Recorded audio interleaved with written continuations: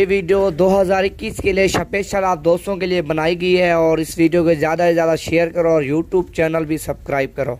ये है जी पूरे पंजाब में जो नंबर 1 पे आते हैं कैटल फार्म, और उनकी हमने वीडियो बनाई है आपके सामने। एक से बढ़कर एक बछड़े और मुख्तलिफ़ कलरों में है, और अभी तो कुर्बानी आपके सामने चली गई है। और छोटे साइज़ के जानवर आपने लेने हैं और अगले साल के इसी तरह के आपने तैयारी पे लगाने हैं। और ईद के तीसरे या चौथे दिन में आप पाओगे अल्हम्दुलिल्लाह हर किस्म का एक तो जानवर मिलेगा, और दूसरा इंशाअल्लाह प्राइस में भी सस्ते मिलेंगे, और दूसरा अच्छी चीज़ें मिलेंगी।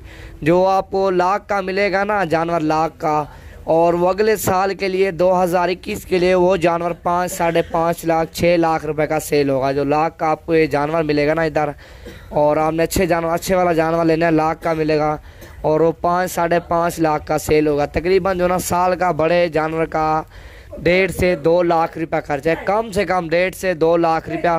और आपने वजूद बनवाना है, जिस तरह ये टाइगर खड़े हुए हैं एक से बढ़कर एक खूबसूरती में, और इसी तरह का आपने बनाने हैं। 2 लाख रुपये का खर्चा है साल का। और आगे और भी इंशाअल्लाह मालूमात दूंगा आपको ये वीडियो पूरी।